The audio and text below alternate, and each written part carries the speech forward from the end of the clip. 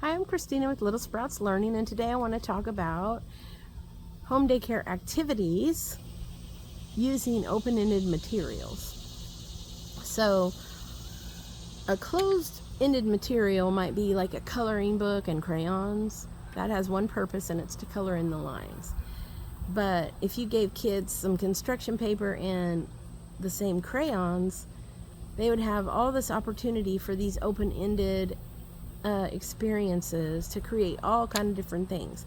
They can fold that paper, they can draw on that paper, they can tear that paper, all kind of different things. And so when you select materials, you need to make sure that you have some things that are open-ended for kids to develop creativity. Here in Oklahoma where I live, art is started in the 5th grade, which kids are 11 to 12 years old.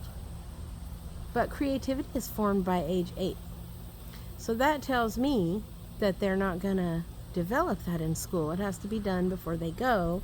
So early childhood education is very important in developing creativity.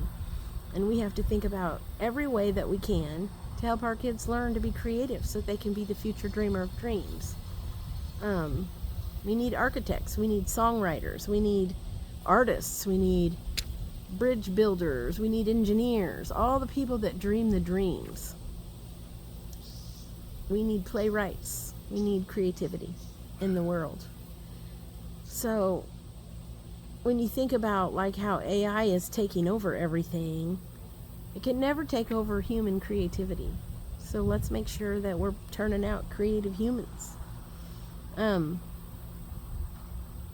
Something that we have outside, we have pea gravel out here in our playground, which the kids spend hours and hours and hours using for different resources. But a friend had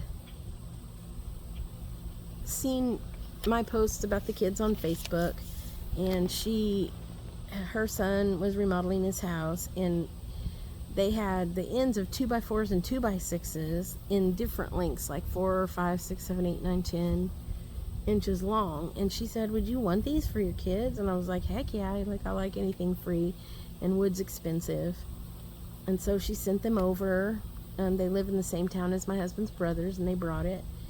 And there's probably 30 little pieces there. Maybe 10 years ago, they still use those every single day.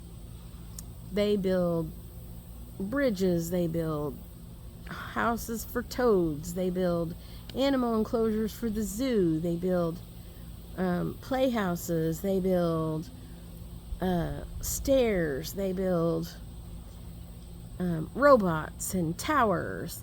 Anything you can think of is being built with those blocks. And it's not fancy. It didn't cost me anything. Most of them are still in one piece. There's a few that have split over the years, but they're outside 365 days a year in the weather, so I can't even believe they're not disintegrated. And the kids have had such a ball and learned so much problem-solving skills, cooperation, all the things with these open-ended materials, and I am just tickled by that.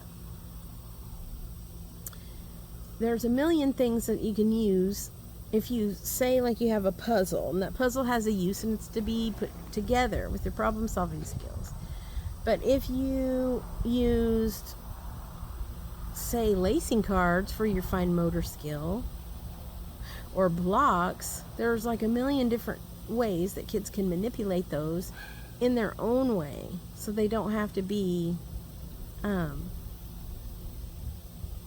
already told a product that they need to make.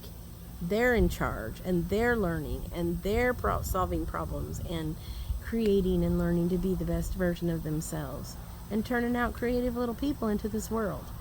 So I'm so proud of you for doing home daycare. I know it's a really hard job, but it's also a really important job, and I'm rooting for you every day.